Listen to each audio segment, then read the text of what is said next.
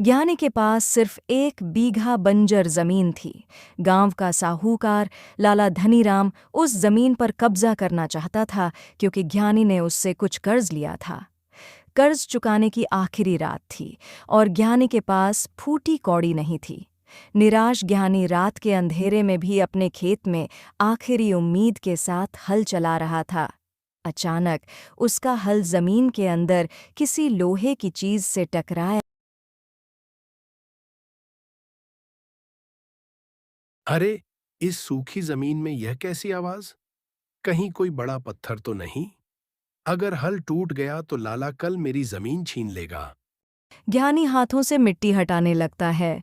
कुछ नीचे खोदने पर उसे लोहे का एक विशाल पुराना संदूक दिखाई देता है।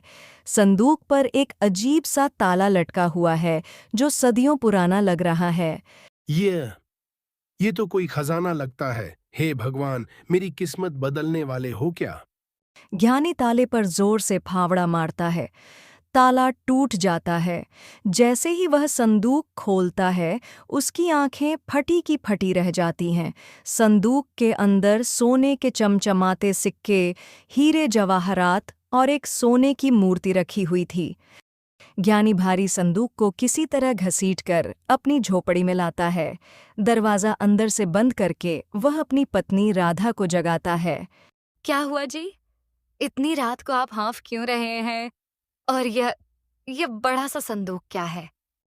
राधा, धीरे बोलो। खिड़की के पास कोई हो सकता है। जरा इसे देखो। ज्ञानी संदूक का ढक्कन उठाता है। सोने की चमक से पूरी झोपड़ी जगमगा उठती है। हे मेरे छठी मैया, यह यह तो राजा महाराजाओं का खजाना है। क्या हम सच में अमीर हो गए? अब लाला हमारा खेत नहीं छीनेगा। हाँ राधा, हमारी 7 पीढ़ियों की गरीबी दूर हो गई। लेकिन लाला धनीराम बहुत कमीना है। अगर उसे भनक भी लगी तो वह राजा के सिपाहियों को बुलाकर यह खजाना भी छीन लेगा और हमें जेल भिजवा देगा। हमें बहुत होशियारी से काम लेना होगा। सुबह होते ही लाला धनीराम अपने चमचे कालू के साथ ज्ञानी की झोपड़ी पर धमक पड़ता है। लाला के हाथ में कर्ज के कागजात हैं। अरे ओ ज्ञानी, बाहर निकल। आज सूरज ढलने से पहले मेरा सारा कर्ज चुका, नहीं तो अपने इस खेत और झोपड़ी से हाथ धो बैठ। ज्ञानी अंदर से मुस्कुराते हुए बाहर आता है। उसके चेहरे पर अब डर नहीं था। राम राम लाला जी, बैठिए ना। आपके पैसे तैयार हैं। कालू भाई, जरा लाला जी के लिए पानी लाओ। क्या पैसे तैयार हैं? कल तक तो तेरे पास फूटी कौड़ी नहीं थी। कहाँ से लाया रे पैसा? कहीं चोरी तो नहीं की? चोरी नहीं लाला जी। कल रात मुझे सपने में मेरे दादाजी आए थे। उन्होंने कहा कि हमारे पुराने कुएं के पास कुछ दबा है। मैंने खोदा तो मुझे यह मिला।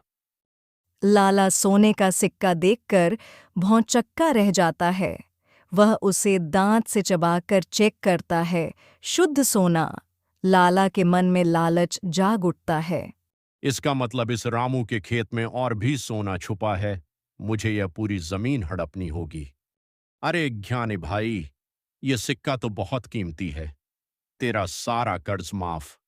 बल्कि मैं तो कहता हूं, तू अपनी यह बंजर जमीन मुझे बेच दे।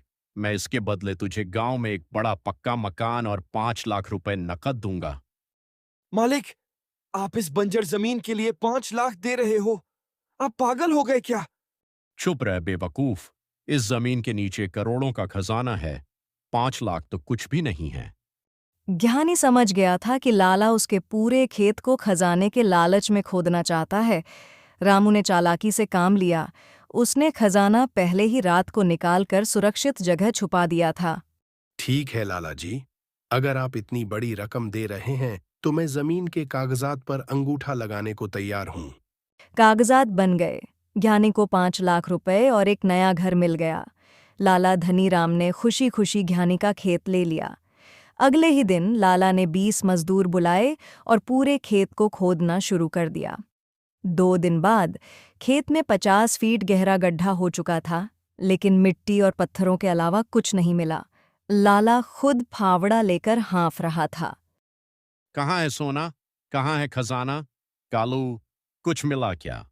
मालिक, कुछ नहीं मिला। सिर्फ मेंढक और केंचुए निकल रहे हैं। रामू ने हमें लूट लिया। वह तो खजाना लेकर शहर चला गया। हाय राम, बर्बाद हो गया। लालच में आकर मैंने अपनी जिंदगी की जमा पूंजी उस बंजर जमीन के लिए दे दी।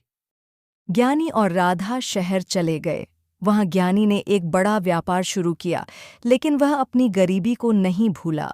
उसने अपने गांव वापस आकर एक बड़ा अस्पताल और अनाथालय बनवाया।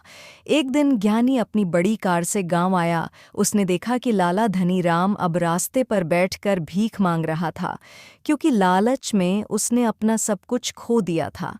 ज्ञानी कार से उतरा, लाला के कटोरे में कुछ पैसे डाले और मुस्कुराते हुए आगे बढ़ गया।